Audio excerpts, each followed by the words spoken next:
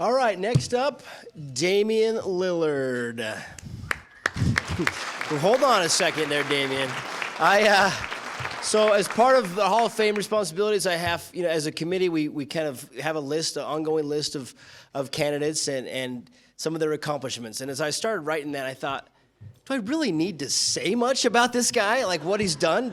And I was writing the press release, and I thought, do I really need to say anything about him? But in case you hadn't heard, he's pretty good. He had a pretty good career at Weber State. I was honored. It was my first year working full-time with the basketball program, was his last year. And I tried to talk him into staying for another year, but he wouldn't do it. But I think he made the right decision. I think you all know about his accolades as a star at Weber State, freshman of the year, two-time MVP, All-American, all this stuff. I'm going to let him talk. The newest member of the Hall of Fame, Damian Lillard.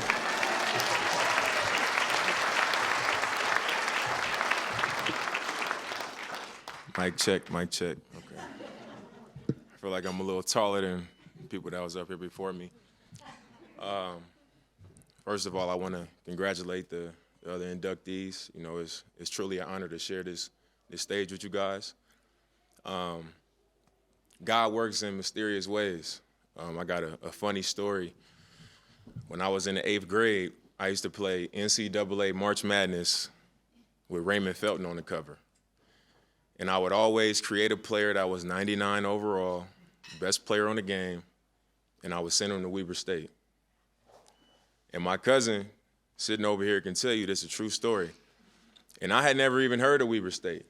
Didn't know where it was, never heard of Ogden. But my whole life, I always was an underdog. And it was important to take an unknown from being an unknown to the top. And as I got older, I was still an underdog. 11th grade, I'm playing in the gym.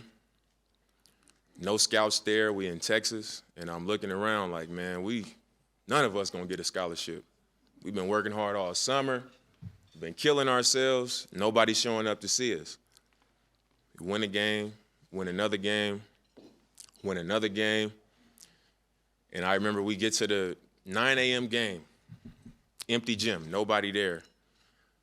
We warming up, and my coach called me over like, hey, Dame, you see that little guy over there sitting down? I looked over, and he was like, that's Randy Ray from Weber State.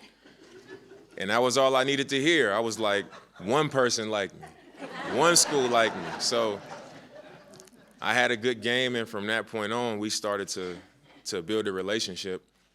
So it's just funny to me that, I'm a young kid. I don't have any idea about what Weber State is, where it's at, or anything. And this ends up being the first school recruiting me, and I end up having this type of relationship with this city, this program, this coaching staff, and this university. So that just blows my mind that, that really took place. When I got on campus, it was funny because I just wanted to do the right thing. I didn't come in saying I want to be a Hall of Famer. I want to go to the league after 1 year or 2 years. I was just like, I'm gonna show up. Coach Ray already told me, you don't go to class, I'm sending you home. You don't work hard, I'm sending you home. You don't have character, I'm sending you home. And I accepted that. I wanted to do right by him. I wanted to show him, my family raised me the right way. I come from a strong family, a supportive family, and I know how to act. I'm away from home. I wanted to prove that to him. And that was my only intention. And along the lines of that, I met Phil, who's become one of the most important people in my life. We used to bump heads. He was a lot younger when I got here, but he was a huge part of making me a man. Dame, you can't be late to class. Dame, did you get shots up? What time did you go to sleep? Did you get in the cold tub? Did you take waters to class? He was on me about everything, and I had so many people on campus play that type of role for me, and it wasn't just about sports. The professional sales program with Ike Meyer, Joe Ellen, Grunander, Tim Border, my favorite class of all, history with Gene Sessions, and rest her soul, Desiree Cooper.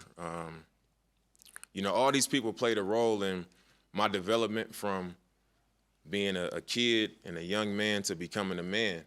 And that's a huge part of why it's important for me to come back here and make sure that I remain a part of this community, because I'm not the guy that was just a big star and, you know, went on to the NBA and is just a big shot. Like, I know that this is what makes me me.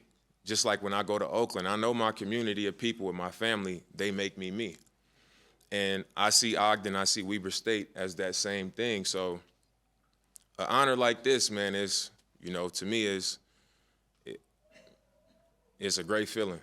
You know, I almost didn't make it, so I don't even have a speech. I don't know if y'all could tell I'm going off the top of the dome right now. I didn't even know if I was gonna make it, but it was, you know, it was important for me to be here, and to pay my respect to the people that allowed me to become as successful as I am, not just as an athlete, but as a person. You know, there's a lot of things that I learned here that I still apply to my life every day, that I realized working with so many professional athletes and celebrities and entertainers that they didn't get that. You know, they didn't get the people that really cared about them and wanted to show them the way and challenge them to become better people aside from whatever their talent is. And I got that here. You know, it was a huge part of my growth, a huge part of my development. And I'm extremely thankful. And, you know, I feel like I said, the same way I have to give back to Oakland, the same way that I have to give back here, Oregon, regardless of where it is, I feel like that's what I have to do, because I took so much from these places. And these places play such a major role in who I've become. So I'm honored to be up here. I'm thankful. I want to thank my family, my wife here. I met my wife at Weber State. Man, that's crazy. I met my wife at Weber State. You know, it was just such a great experience. I would do it all over again. You know, I remember going through my last season and it was picking up. You know, Dame might get drafted. It might happen. And in my head, I was like, this can't be real. You know, like, nobody, they're not coming for me. You know, in my mind, I was like, I should be in the NBA, but it just seemed so far from reality. And I'll never forget, one night me and Phil was working out, and we walked through the tunnel, and like he just busted out crying. He just busted out crying, and I'm looking at him like, what you crying for? What happened? I was worried, and he was like, "You're gonna be a first-round pick," and I was like, "How you know that?" I'm in denial still. Like, how do you know that? And he was, you know, I got relationships. This person shared this with me. This person shared this with me. And I was like, okay, but I still didn't really fully believe it. You know, I was like, all right, that sounds like I'm in a good place, because he'll never give me no credit. Like, I can't get no credit from Phil to this day. But what confirmed it for me was, maybe a few weeks later, I went into Coach Ray's office. And I'm not an emotional person. Like, I'm just not. You know, I feel things, but I'm not a crier. I don't cry about stuff. I just kind of work my way through it. And I get in the office, and Coach Ray is like, you know, Dame, you got another year of eligibility. I can't let you come back to school. And for me, I was just loving it here so much. Like, this was my family. This was, you know, I became a man with these people. I had so many great experiences. I had become attached to Weber State. You know, I was all about this. This was a major part of me. And he started crying. And if y'all know him, he don't cry either. And we sat in his office and we cried, because we both had to come to grips with the fact that, like, this is not a regular opportunity. Like, you have to go.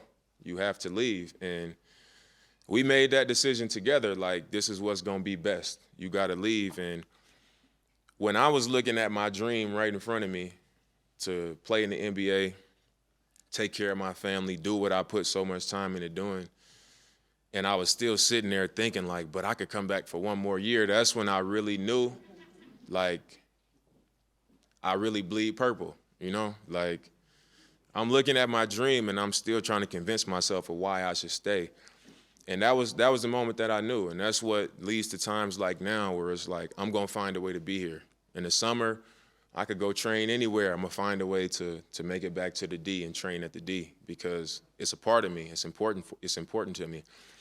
And one other thing before I get off, because I'll be up here talking forever.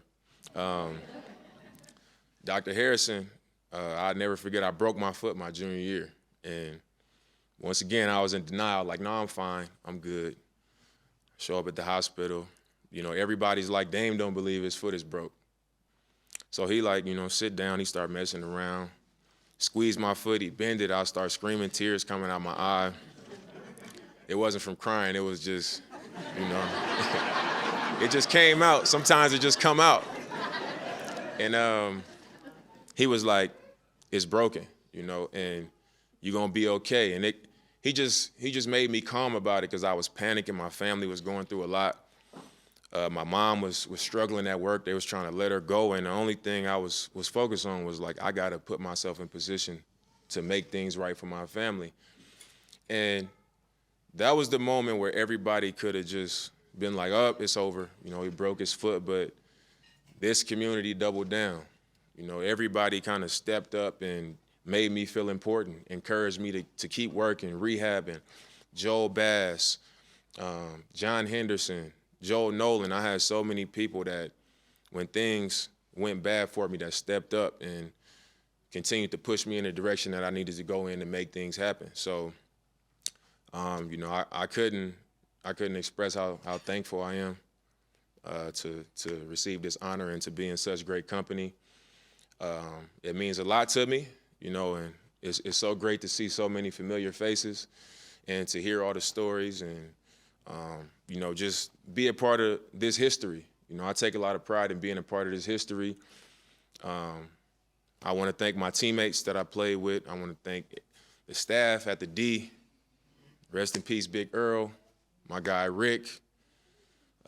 You know, like Nick said, I don't want to start missing names, but I'm just shouting out names off the top of my head. But I'm thankful, you know, for everybody that played a part in my success here and everybody that, you know, has the same pride and passion about Weber State University that I do. So we are Weber, baby.